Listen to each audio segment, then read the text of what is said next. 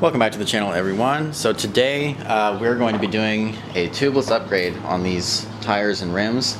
I've gotten a couple pinch flats and that's been really frustrating. So these are standard just Clincher road rims, so I don't know if this is going to work. I think it's worth a try though. They're pretty narrow. I've done narrow rims before and they didn't work, but these have a pretty nice bead hook on them, so they might work. We'll give it a try. So yeah, let's get this wheel off and we'll get into it.